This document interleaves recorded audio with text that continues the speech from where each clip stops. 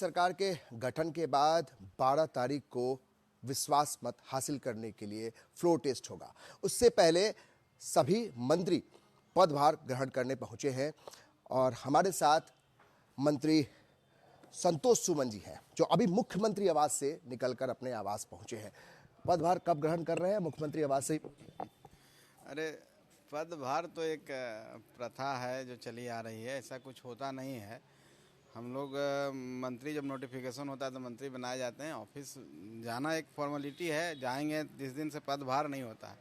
जहाँ तक बात है तो हम हैं, और जिस दिन हम लोग का काम होगा, आज आए हैं गया से, तो निश्चित तौर पर कल का समय है, कल कैबिनेट भी है, तो जाएंगे ऑफिस में।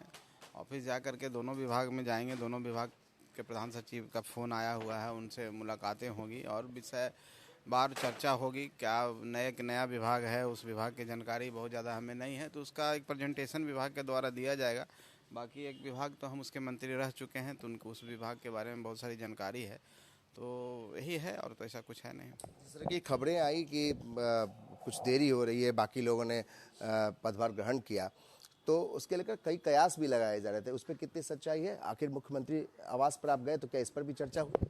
नहीं, कटसी विजिट था। माननीय मुख्यमंत्री जी से मिलना हम लोग का दायित्व है, हम मंत्री हैं, और मुझे लगा कि मिलने के बाद जो भी हमारा डिपार्टमेंट दायित्व मिलने के बाद माननीय मुख्यमंत्री जी को एक बार धन्यवाद कहना चाहिए और उनसे आशीर्वाद लेना चाहिए। इसलिए हम गए, और हम किसी कारण से यहाँ नहीं थे, आज अभी आए हैं, इसलिए नहीं जा सके ऑफिस, और ऐसी कोई बात नहीं। ऐसी कोई खबरें और कयास लगाए जा रहे, इस पर कितनी?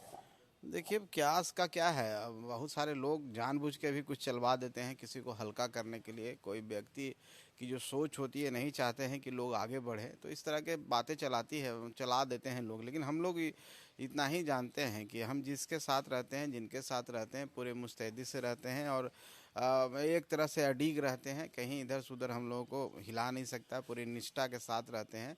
अलग बात है कि आप लोग के माध्यम से कभी कभी खबरें ऐसी चल जाती है जो हम लोग के लिए पोजीशन फॉल्स हो जाती है। तेजस्वी यादव ये कहते हैं कि खेला अभी बाकी है, सदन में खेला की लोग जो उम्मीद लगाए रखे हैं, क्या उसमें कितने दावों में कितनी सच्चाई है? और कांग्रेस के जो लोग हैं वो ने हैदराबाद में रखा गया, ये सब चल क्या रहा है?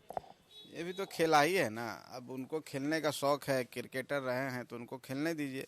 लेकिन खिलाड़ी अगर अच्छे होते हैं तो आज उधर ही रहते हैं, राजनीति में नहीं आते। तो दो नाव पर चलने वाला कभी अच्छा खिलाड़ी नहीं होता। एक तरफ उनका डायरेक्शन एक तरफ नहीं है। अगर उनको इतना ही कॉन्फिडेंस रहते हैं तो अपने विधायकों को, कांग्रेस के विधायकों को हैदराबाद की सैर नहीं कराना पड़ता, जो कि आज के समय में भी विधायक भी सुने। पहले तो सुन रहे थे कि पंचायत समिति और जिला परिषद के लोग ले जाते हैं, अब विधायक भी जाने लगे। तो ये डर क्यों है? अगर आपके अंदर इतना कॉन्फिडेंस है, आपके विधायक आपके साथ हैं, आप दूसरे के विधायक को तोड़ने की बात कह रहे हैं, तो आपका इतना डर क्यों है? क्यों कांग्रेस के विधायक को भगाए फिर रहे हैं? क्यों सैर करा रहे हैं? ये सब कुछ होना नहीं है, ये सब बेकार की बातें हैं। मंत्री जी, एक ये भी खबर है, और लगातार जिस तरीके से आपको और आपके पिताजी को पर डोरे डाले जा रहे हैं आरजेडी की तरफ से, इसको लेकर क्या लगता है कि आप मजबूती के साथ खड़े हैं जो एनडीए गठबंधन के साथ, या फिर जिस तरीके से वो लोग दावा कर रहे हैं उसमें कितनी? देखिए, हर पार्टी की एक विचारधारा होती है, उसी विचारधारा पर पार्टियां चलती है। कोई व्यक्ति का भी अपना एक विचारधारा होता है। हम लोग की जो पार्टी है गरीबों के लिए बनी है, गरीबों की आवाज़ को उठाने के लिए बनी है, गरीबों का हक दिलाने के लिए बनी है, और उनका न्याय दिलाने के लिए बनी है, उनमें समानता का अधिकार उनको मिले, इसके लिए बनी है।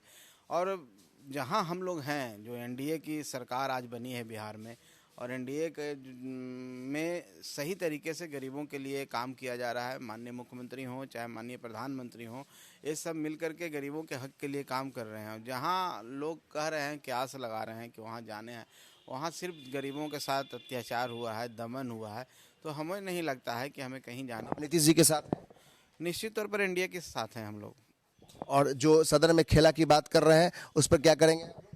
अब उनको खेलने दीजिए, देखेंगे हम लोग बैठ करके क्या खेल खेलते हैं, कितने जीरो पर आउट होते हैं कि एक आध रन बनाते हैं। हम लोग बैठ के देखेंगे आराम से। खेला देखेंगे, बैठकर देखेंगे कौन कितना रन मारता है। और तेजस्वी यादव पर सीधा हमला, अगर वो खिलाड़ी होते तो फिर वो खेल के मैदान में होते, राजनीति के पीछ पे नहीं आते। और जिस तरीके से मंत्री संतोष सुमन ने एक तरह से साफ कोई से कहा कि हम नीतीश कुमार एनडीए गठबंधन के साथ मजबूती के साथ खड़े हैं। जहां तक पदभार ग्रहण करने की बात है तो आज नहीं तो कल हो जाएगा। जिस तरीके के कयास लगाए जा रहे हैं उसमें तनिक भी सच्चाई नहीं है। कैमरा पर्सन राजेश के साथ अमित कुमार सिंह, कशिश न्यूज, पटना।